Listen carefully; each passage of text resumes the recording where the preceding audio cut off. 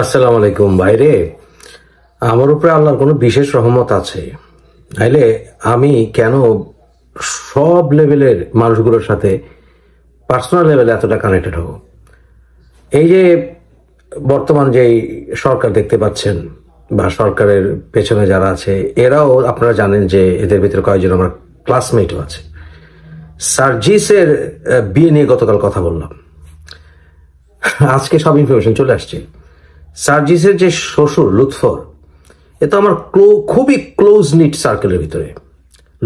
লুৎফর ঢাকা বিশ্ববিদ্যালয়েরই আমারই ডিপার্টমেন্ট, ল ডিপার্টমেন্টেরই আমার খুব নিকটে, আমার কয়েক ব্যাচ জুনিয়র, এবং লুৎফরের ফ্রেন্ডস সবাই আমার খুব ক্লোজ, কারণ হচ্ছে আমি ওদের নেতা ছিলাম ঢাকা ইউনিভার্সিটির ল স্টুডেন্টদের। তাই লুৎফর সম্বন্ধে সবকিছু জানি। লুৎফর বহু বছর ধরেই জাতীয়তাবাদী আইনজীবী করে, এবং ওর সাথে বর্তমানে ট্রাইব্যুনালে ওর এক বন্ধুও আছে যে কিনা বিচারকের দায়িত্ব পালন করছে।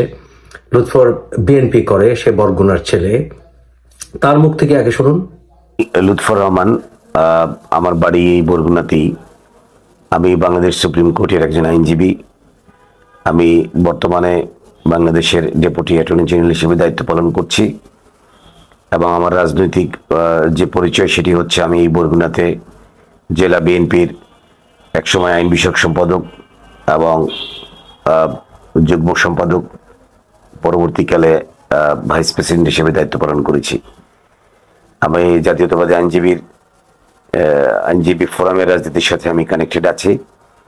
জাসাস বরগুনা জেলা এবং কেন্দ্রীয় কমিটির সাথে আমি কানেক্টেড আছি।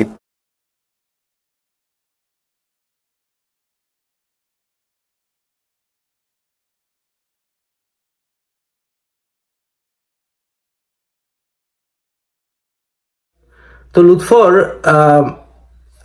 ও দাড়ি খুব ছোট করে রেখে রাখতো, এবং তাই হঠাৎ করে তাকে দেখে আমি চিনতে পারিনি। পরবর্তীতে কিছু খোঁজ খবর নিয়ে তার সম্বন্ধে সবকিছু জেনে গেলাম। ওই ঘুরে ফিরে আমাদের ঢাকা ইউনিভার্সিটি ল। লুৎফরের বর্তমান অবস্থা হচ্ছে সে ডেপুটি অ্যাটর্নি জেনারেল, যে বিষয়টি কোনো পত্র পত্রিকার মাধ্যমে আসছে না, এবং এটাকে ইচ্ছা করে ধামাচাপা দিয়ে রাখা হয়েছে। কারণটা কি? এটা কারণ অন্য জায়গায়, আমি বলছি কিছুগুলোর ভিতরে। ডেপুটি অ্যাটর্নি জেনারেলের মেয়েকে বিয়ে করলো সার্জিস আলম, যে কিনা বিএনপির লোক, বিএনপি ডেডিকেটেড কর্মী। ব্যাপারটা ঠিক মিলে না। আর লুৎফরের মেয়ে রাইতা, হেনা রাইতা, আমি যতটুকু তার নাম জেনেছি, ওর সম্পর্কে কোনো ছবি নেই, কোনো কিছু জানবেন না, এমনকি বিয়েতেও তার কোনো ছবি নেই। এরকম চোখও ভালো করে দেখা যায় না, এই অবস্থায় একটা ছবি দেখেছেন আপনারা। কারণ হচ্ছে মেয়েটিকে লুৎফর বাসায় ব্রট আপ করেছে, বাইরে কোনো ইনস্টিটিউশনে সে পড়ায়নি। সে কোরআন হাদিস এগুলি পড়িয়ে একেবারে একেবারে আসলে আফগানিস্তানের তালেবানরাও চমকে উঠবে এই অবস্থায় সে তাকে বড় করেছে। আমি সরি টু সে, লুৎফর তোমার এই কাজটি করা কি ঠিক হয়েছে? বাইরের জগতের সাথে তার কোনো কানেকশন নেই, তার কোনো ছবি আপনারা দেখলে সেটা ফেক। তাকে বোধহয় তার মাও দেখেছে কিনা সন্দেহ আছে। এই অবস্থা, এই লেভেলের ব্যাকগ্রাউন্ডে সে বড় করেছে, বাসায় হোম স্কুলিং করিয়েছে। হেফাজতে ইসলাম তাকে মাথায় তুলে নাচবে। হেফাজতে ইসলাম বোধহয় এতটা কট্টর নয়, যে কট্টর পরিবেশে লুৎফর তার মেয়েকে বড় করেছে। সে একজন গুড লয়ার, এবং সে ডেপুটি অ্যাটর্নি জেনারেল, এবং ডেপুটি অ্যাটর্নি জেনারেল হওয়ার পেছনে আসিফ নজরুলের হাত আছে, আসাদের ভূমিকা আছে। আসাদ আমার 4 বছরের জুনিয়র, আমার খুবই ক্লোজ। আপনি লুৎফরকে জিজ্ঞেস করবেন এবং আসাদকে জিজ্ঞেস করবেন, দুইজনকে আপনার যদি কানেকশন থাকে জিজ্ঞেস করবেন আমাকে চিনি কিনা, সিম্পল। তাইলে বুঝে যাবেন যে আমি তাদের কতখানি ক্লোজ। তো লুৎফরের ব্যাকগ্রাউন্ড দেখে এবং তার মেয়ের ব্রট আপ দেখে এটা তো বিএনপির আদর্শ নয়। আপনারা জানেন যে তারেক বলেছে যে বাংলাদেশে আউল বাউল গান এটা হওয়া উচিত ইন্ডিয়া বা পাকিস্তান থেকে আর্টিস্ট এনে গান গাওয়ানো ঠিক না, এবং তাই সেই মানিক মিয়া এভিনিউতে তারা বিশাল অনুষ্ঠান করেছে। তাই বিএনপি তো বাংলাদেশের সংস্কৃতির পক্ষে, যেখানে খালেদা জিয়ার দলের নেত্রী ছিলেন, যেখানে বিএনপির অনেক নেতা নেত্রী আছেন, মহিলা কর্মী আছেন যারা কিনা স্বনামধন্য, এবং লুৎফর নিজেও কো এডুকেশনে পড়াশোনা করেছে ঢাকা বিশ্ববিদ্যালয়ে। সেইখানে কেন তার মেয়েকে সেইভাবে বড় করবে? কেন? এটা বিএনপির আদর্শ নয়। এটা হেফাজতি আদর্শ, এটা তালেবানি আদর্শ, এটা এবার শিবিরও এতটা কট্টর নয়। ঘটনাটা কোন জায়গায়? আরেকটি বিষয় হচ্ছে, ওর সাথে সার্জিসের এই বিয়েটা, ওর মেয়ের সাথে বিয়েটা হলো কিভাবে?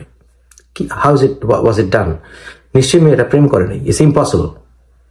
এই মেয়েকে দিয়ে প্রেম সম্ভব না, এবং তার প্রেমের পরিবেশও নাই।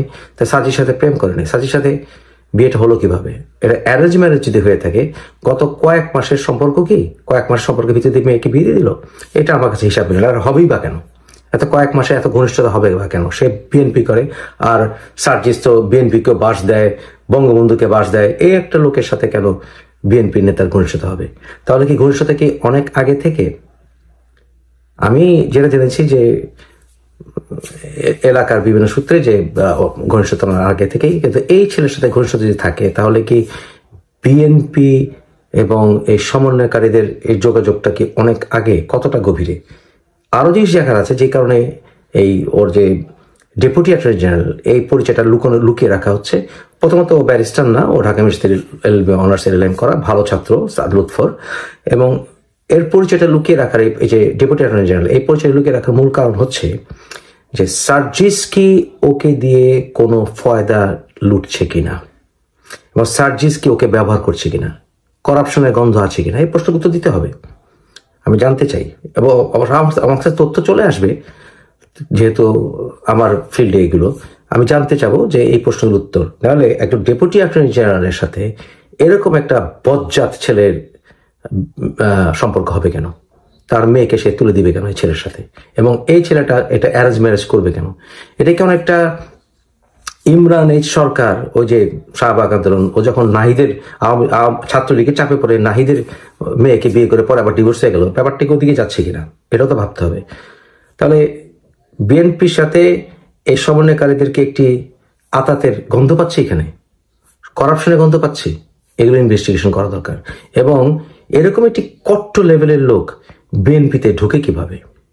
তাহলে বিএনপি অনেক আগে থেকে কি এই সকল কট্টরদেরকে আশ্রয়প্রশ্রয় দিয়ে রেখেছে? দিয়ে তো রেখেছে, কারণ বিএনপি তো বহু আগে থেকে শিবিরদেরকে প্রোটেকশন দেয়। লজ্জাজনক, অত্যন্ত লজ্জাজনক। লুৎফর, আমি তোমার কাছ থেকে এটা আশা করিনি যে তোমার মেয়েকে তুমি এভাবে বন্দি দশায় বড় করবে। ছি, লজ্জিত হওয়া উচিত তোমার।